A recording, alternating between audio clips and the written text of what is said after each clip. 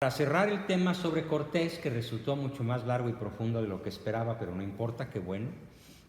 Les prometo que en la próxima venida analizamos así en detalle otras figuras históricas fundamentales para entender nuestra historia, como lo es el cura Hidalgo, el tenebroso, malévolo y asesino en serie cura Hidalgo, o nuestro verdadero libertador, don Agustín de Iturbide. Posiblemente una de las figuras más egregias y más heroicas de toda nuestra historia, incluyendo a Cortés, por supuesto. Iturbide lo supera en muchas cosas, por muchas razones. Pero bueno, vamos a cerrar el tema de Cortés sobre tres acontecimientos que son acontecimientos fundacionales. Me voy a referir a la batalla de la Noche Triste. Empiezo así la narración. Recurro nuevamente a mi libro, Hernán Cortés, fundador de la nacionalidad mexicana, en el cual tomo notas de José Vasconcelos y su libro Hernán Cortés, Libertador del Indio, y de otros muchos autores que ya mencioné a lo largo de la charla. Dice así: durante la ausencia de Hernán Cortés, obligado a ir a derrotar a Pánfilo de Narváez, Pedro de Alvarado, uno de los capitanes de Cortés, imprudente e impulsivo, se había quedado al mando del ejército español. Torpemente dirigió un ataque preventivo contra muchos de los nobles aztecas en el Templo Mayor, y a su regreso a finales de junio de 1520, Hernán Cortés encontró que los aztecas habían elegido un nuevo rey, Cuitláhuac. Poco después, las hordas aztecas asediaron el palacio donde se encontraban los españoles y habían hecho prisionero a su propio emperador Moctezuma, los mismos soldados aztecas. Ellos habían destronado a Moctezuma y habían impuesto a Cuitláhuac.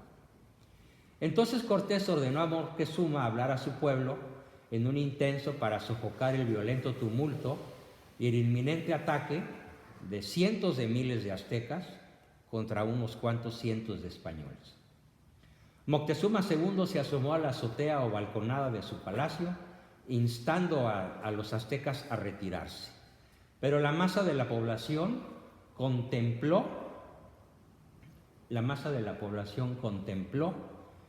indignada la aparente complicidad del emperador azteca con los españoles, por lo que comenzaron a arrojarle piedras y flechas que lo hirieron mortalmente.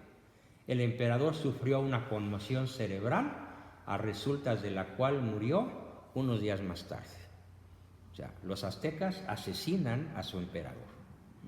Eso creo que nadie lo sabía. Bueno. Había la leyenda de... ¿Okay? No, leyenda no. ¿Cuál leyenda? No, es un hecho histórico. Pero no es leyenda. Leyenda quiere decir falsedad, historia imaginaria. Esto es un hecho histórico real. Los españoles, bajo ataque de tropas abrumadoramente superiores en número y con muy escasos alimentos,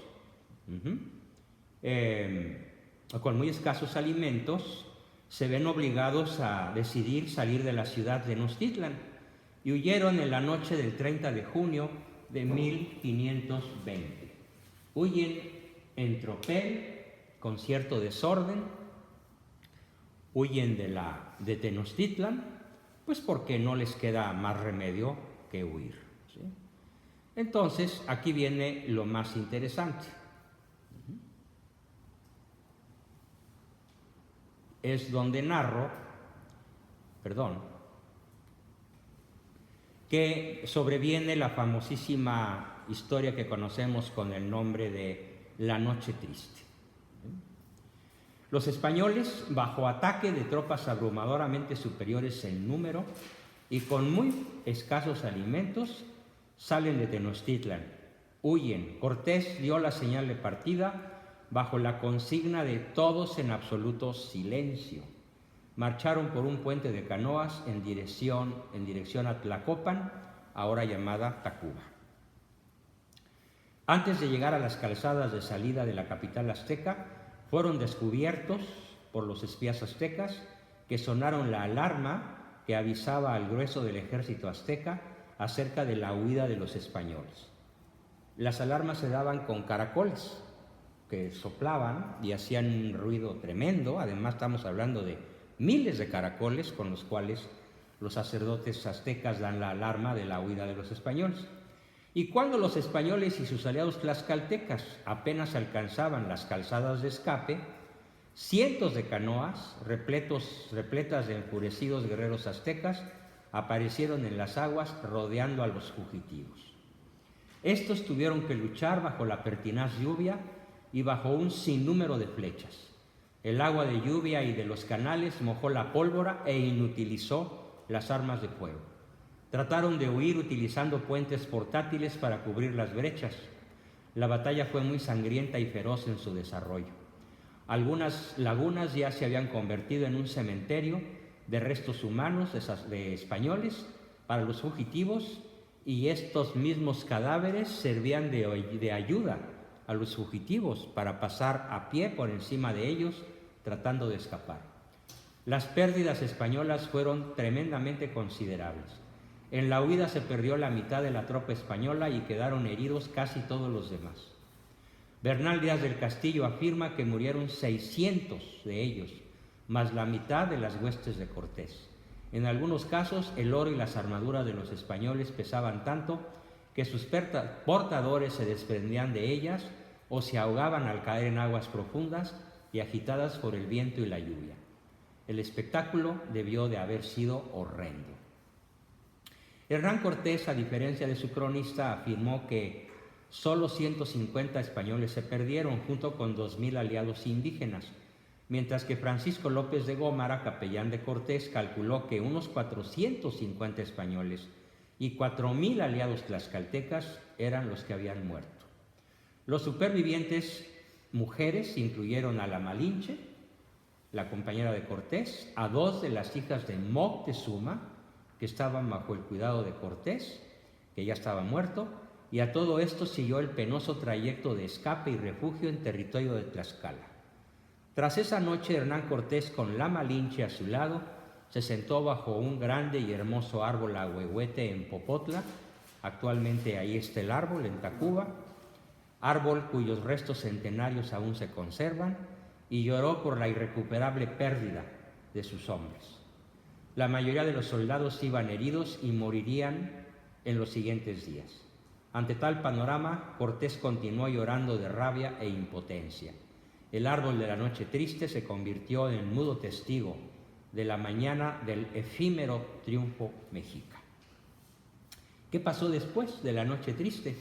Viene uno de los acontecimientos que hubieran envidiado Gengis Khan, Atila, Julio César o el mismísimo Napoleón, y no se diga Alejandro Magno. La extraordinaria batalla de Otumba. La batalla tuvo lugar el 8 de julio de 1520 en los llanos de Otumba. Se enfrentaron las fuerzas españolas comandadas por Cortés contra las mexicas encabezadas por el cacique Cihuacóatl. La batalla de Otumba era la última oportunidad del Imperio Azteca de exterminar a los hombres de Cortés, que se reducían a 500 españoles cansados, heridos, desnutridos y sin cañones ni armas de fuego, que se enfrentaban al ejército de la Triple Alianza, Tenochtitlan, Texcoco y Tlacopan. Cortés había emprendido la fuga a Tlaxcala y durante el camino era constantemente hostigado por las bandas de mexicas. El nuevo emperador azteca, Cuitláhuac, había decidido aniquilar a los españoles antes de que llegaran a la tierra tlaxcalteca. Un impresionante ejército, el mínimo considerado por los historiadores más conservadores, es de 40,000 guerreros mexicas, compuesto por tepanecas, tenoscas, xochimilcos, alcanzó a los españoles en los llanos de Otumba a mediados de julio y les cortó el paso. Los aztecas deseaban con ansias tomar muchos prisioneros españoles para luego ofrecérselos en sacrificio a sus dioses. Al frente del ejército azteca estaba el sumo sacerdote y primer ministro, el Cihuacóatl, la persona más poderosa después del emperador. Los mexicas estaban seguros de su victoria, ya que sus dioses les habían ayudado pocos días antes derrotando a Cortés. Y ahora ellos pensaban les volverían a ayudar para derrotar definitivamente al odiado invasor. Los exploradores informaron a Cortés del enorme ejército que les cortaba el paso. Cortés se convenció de que no había alternativa, por lo que decidió combatir hasta vencer o morir. Las tropas españolas se formaron para el combate y verificaron la enorme diferencia de fuerzas que había entre los dos ejércitos. Observó Cortés que había alguna vacilación en sus soldados y entonces levantó su formidable voz de trueno para profetizarles la victoria. Bernal Díaz del Castillo transcribe las palabras de Cortés. Amigos, llegó el momento de vencer o morir. Castellanos, fuera toda debilidad. Fijad vuestra confianza en Dios Todopoderoso y avanzad contra el enemigo como valientes. Fue tan elocuente su discurso que no lo dejaron acabar. Estos capitanes mostraron tanta confianza como audacia. Los soldados respondieron con varias aclamaciones y todos invocaron a Cristo, a la Virgen María y a Santo Santiago, patrono de España. Entonces comenzó una batalla de las más épicas en la historia del mundo. Los aztecas rodearon a los españoles que resistieron inicialmente, recurriendo a las pocas ballestas y arcabuces que les quedaban. Las mujeres, incluida la Malinche, también luchaban a brazo partido en primera línea. Con lo que les quedaba de la caballería y al grito de Santiago cierra España, los 16 jinetes que quedaban galoparon contra el enemigo. Los infantes les siguieron y en un instante quedaron confundidos, luchando cuerpo a cuerpo mexicas y españoles. Los tlaxcaltecas se batieron con igual encarnizamiento durante 4 horas continuas. A golpe de espada van diezmando al ejército mexica, mientras sus poderosas armaduras y rodelas les protegen de las masas y lanzas aztecas. Los caballos, viejos veteranos en batallas cuerpo a cuerpo, coceaban y mordían a los indios. Los jinetes se movían continuamente para evitar ofrecer un blanco fijo. Después de un tiempo, los caballos se reagrupaban y volvían a atacar. La infantería española mantenía bien la posición cerrada, aguantando las terribles embestidas de la masa azteca, utilizando sus picas y espadas y peleando bien protegidos por sus corazas y rodelas. Las cargas se iban sucediendo con dificultades, pero la infantería lograba resistir. Además de los caballos, picas y espadas de los españoles, un problema adicional para los aztecas era la imperiosa voracidad por conseguir prisioneros para ofrecerlos a sus dioses en los sacrificios humanos, y por lo tanto trataban de no dar muerte a los audaces españoles, quienes se aprovechaban del caso y rompían una y otra vez las masas enemigas, en las cuales hicieron en pocas horas una terrible mortandad. Pero los mexicas reemplazaban en el acto a los caídos con nuevas tropas y volvían a cargar con el mismo entusiasmo e igual valor. El número de soldados enemigos parecía infinito y los españoles lógicamente terminarían por caer. En ese momento, la Malinche identifica en la cima de un pequeño cerrito al más alto y adornado guerrero azteca, al cual identifican como posiblemente comandante en jefe de los guerreros aztecas. En realidad se trataba de Cihuacóatl, sumo sacerdote y primer ministro, la persona más poderosa después del emperador. 4 indios de los más corpulentos sostenían al personaje aquel en una especie de palanquín y desde ahí el tipo daba órdenes a sus guerreros, los que le obedecían con la mayor disciplina. En su mano derecha sostenía el estandarte real, que era una especie de red de oro macizo pendiente de una pica y rematando con plumas de diversos colores. Y en el centro tenía cincelados algunos jeroglíficos. Cortés identificó la única oportunidad para lograr la victoria y salvarse. Recordó haber oído a la Malinche que el conservar o perder el estandarte real decidía sus victorias o las de sus enemigos. A partir de aquel instante, todos sus esfuerzos se dirigieron a apoderarse de aquel trofeo de guerra. Confiaba en el éxito por el pavor que infundían los caballos en los aztecas. Llamó a sus capitanes, Gonzalo de Sandoval, Pedro de Alvarado, Cristóbal de Olid, Alonso Dávila, y les comunicó el proyecto que había concebido. Todos se aprestaron a ayudarle en aquel arriesgado intento. Hernán Cortés les ordenó lo que debían hacer y un momento después, 5 jinetes embestían a media rienda por la parte menos defendida que conducía al cerrito en el cual campeaba, sintiéndose inmortal, el Cihuacóatl. Se cumplieron las previsiones de Cortés porque él personalmente atraviesa con una lanza el pecho del Cihuacóatl y antes de que se repongan de la sorpresa, los 5 jinetes llegan al cerrito sin detenerse a la posición donde se encontraba aquel guerrero fundamental. Cortés entonces le dio tan terrible lanzazo que al primer envite sacó al jefe enemigo fuera del palanquín. El herido cayó en tierra, desangrándose por la mortal herida. Juan de Salamanca, que se encontraba cerca del lugar donde moría el caudillo azteca, tomó el estandarte y se lo dio a Cortés, quien montado en su caballo izó el pendón azteca y lo agitó a los 4 vientos para que fuera visto como la señal de la victoria española. Los aztecas, al ver el estandarte de su imperio en poder del enemigo y muerto al Cihuacóatl, se aterrorizaron, rompieron filas y 40,000 soldados aztecas o más huyeron en tremenda desbandada. La caballería española y los aliados tlaxcaltecas los persiguieron. Quedó el llano de Otumba cubierto por más de 15,000 cadáveres aztecas. ¿Quién hubiera creído 4 horas antes que un puñado de 500 españoles pudieran haber puesto en fuga a un formidable ejército de 40,000 guerreros aztecas?